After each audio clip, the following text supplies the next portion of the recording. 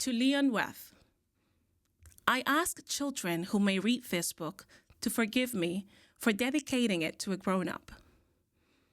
I have a genuine excuse. This grown-up is the best friend I have in the world. I have another excuse. This grown-up understands everything, even books for children. I have a third excuse. This grown-up lives in France, where he is cold and hungry. He needs a lot of counseling. If all these excuses are not enough, I will dedicate the book to the child whom this grown-up used to be, once upon a time. All grown-ups started off as children, though few of them remember. So I hereby correct my dedication to Leon Weth when he was a little boy. I think one of the cruelest things that can happen to a person is to be constantly misunderstood. And that is one of the reasons I keep thinking about The Little Prince during Autism Awareness Month. This is not an autism book. It is not a parenting guide, it is not clinical, and it is not trying to explain neurodivergence in any way. But it is a book about how fragile, lonely, and painful it can be to move through a world that does not know how to see you properly. What I love about The Little Prince is that it quietly exposes how shallow the world can be, how often people confuse appearances with truth, how easily it is to feel dismissed, how rarely people slow down enough to notice what is actually essential in another human being. And for so many autistic people, that experience of being misread is constant. Not because there is anything lacking in them, but because the world is so often unequipped to recognize depth when it arrives in an unfamiliar form. That is why I am recommending this book. Not because it is about autism, but because it asks something more important of us. It asks us to become better at seeing, better at listening, better at questioning the assumptions we make about people who move through life differently. So yes, my unexpected recommendation this month is for The Little Prince, because sometimes the most important thing is not awareness. It is learning how to see each other with more depth, more humility, and a little more love.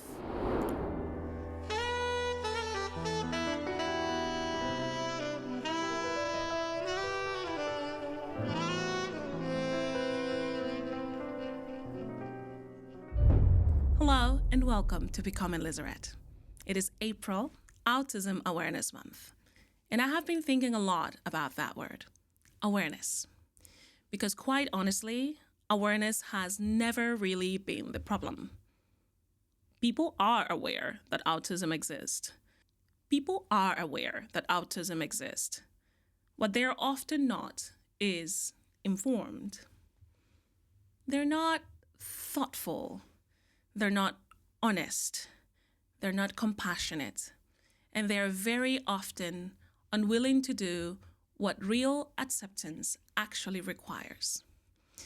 So I did not want to come on here and make a neat little episode full of slogans and polished language and soft music in the background, as if any of that actually captures what this experience is. I also do not want to do a pity party. I hate that kind of thing. I am not interested in presenting myself as tragic. I am not interested in performing pain to make other people feel moved for 5 minutes and then go back to their lives. What I am interested in is telling the truth. And the truth is that autism is one of those things that, people think they understand from distance. They know a few terms. Maybe they have seen a few posts. They may even say all the right things.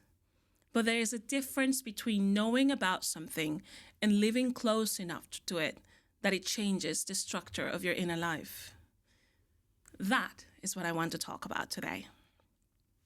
No autism as a slogan, no autism as a campaign color, not autism as a social media moment, but autism as something that can completely, and I say completely, rearrange the way you see your child, your work, your expectations, your relationships, your patience, your grief, your love, and the world around you. Every April, the language starts. Awareness, support, inclusion, advocacy. And listen, those things matter. Language matters. Public conversation matters. Visibility matters. But what often gets lost in the texture of real life, is the texture of real life. Real life is not hashtags. Real life is paperwork. It's evaluations. It's school meetings. It is trying to understand systems that seem almost designed to exhaust families. It is managing your own emotions while also trying to protect the dignity of your child.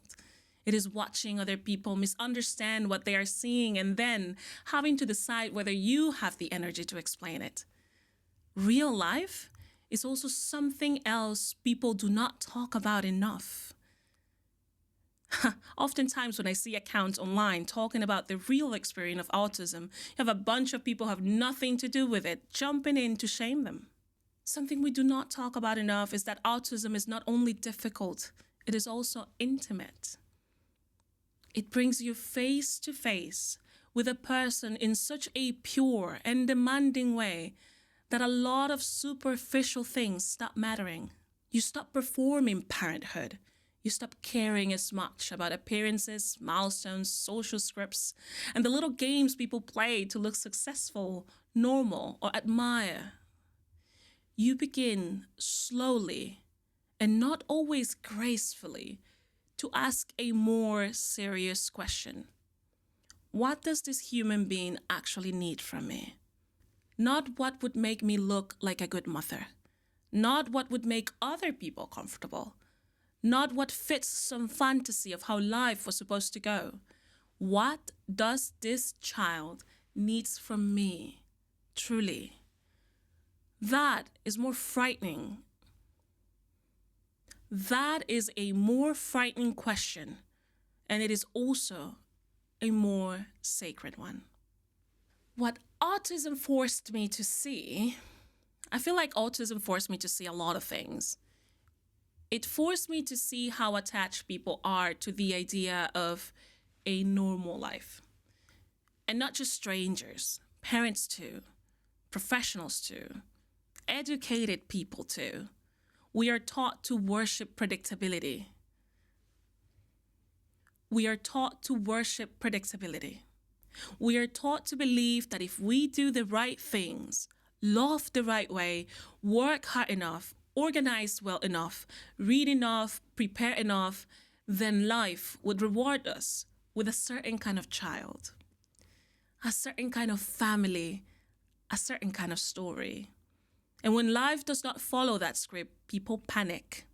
Some become controlling, some become performative, some disappear into denial.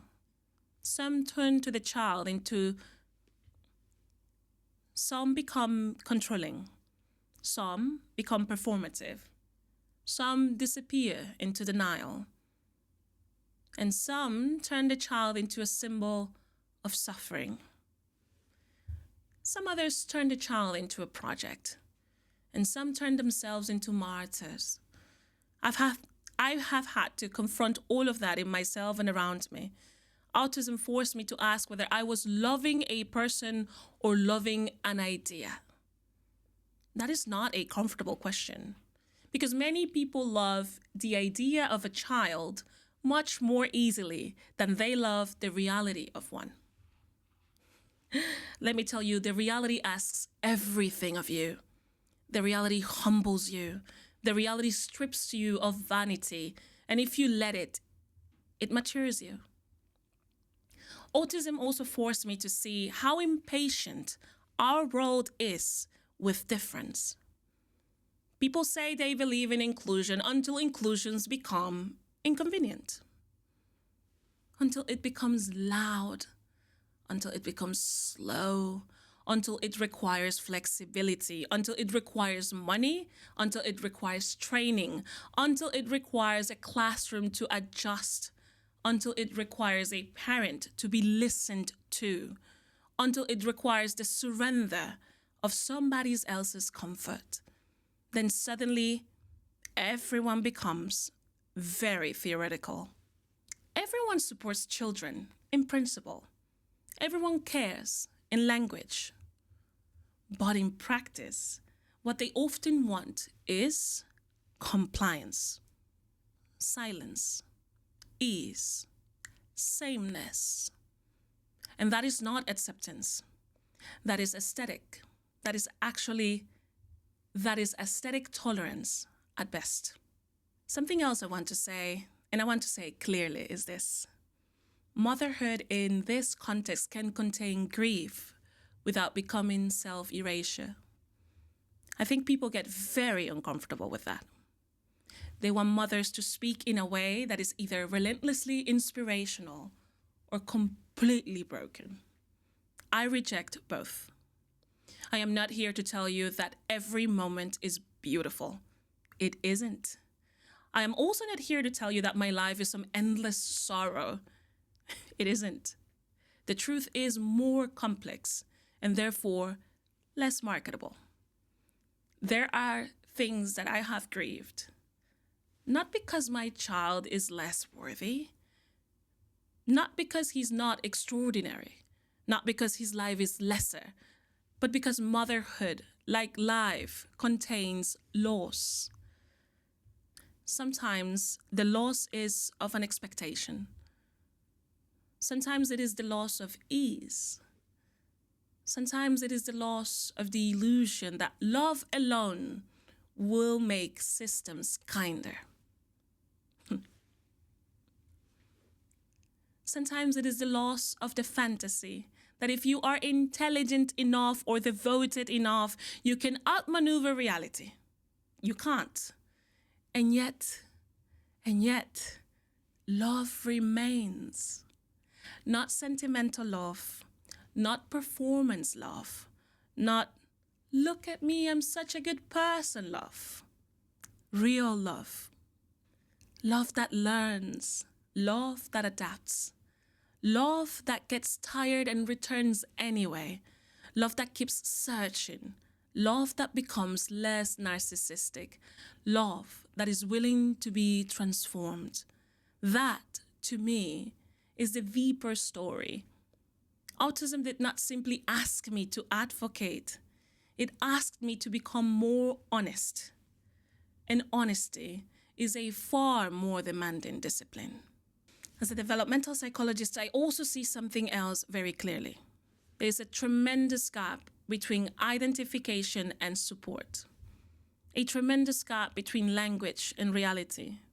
A tremendous gap between people saying they care about children and systems actually being built in ways that honor children and families.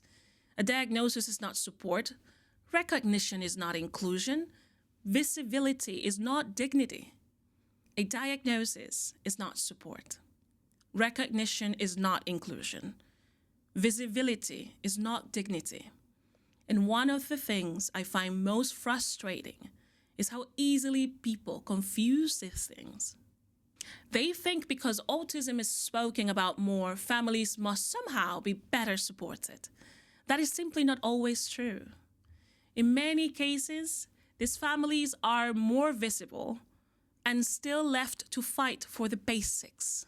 What do I mean by the basics? To fight for placement, to fight for services, to fight to be taken seriously, to fight not to have their child reduced to a deficit, a burden, or an administrative inconvenience.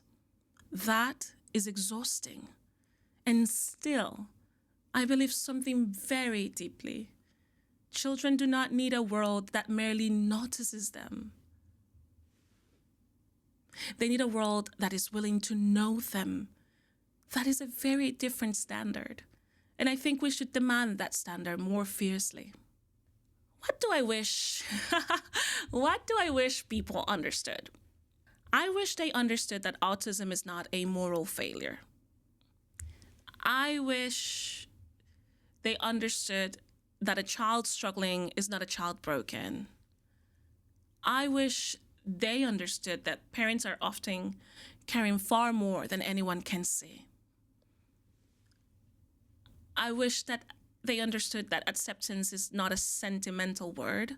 Acceptance is not lowering standards. It is not pretending difficulty does not exist. It is not infantilizing autistic people. It is not flattening everyone into the same story. Very dangerous. Acceptance is the discipline of seeing clearly, seeing a person clearly, seeing a family clearly, seeing strengths clearly, seeing needs clearly, seeing barriers clearly, and then deciding that dignity is still non-negotiable. That is acceptance. Not decoration, not performance, not a once-a-year campaign, a decision, a moral decision.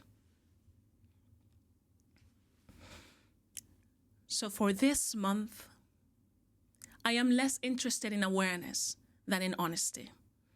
I am interested in the conversations that happen when the slogans are gone.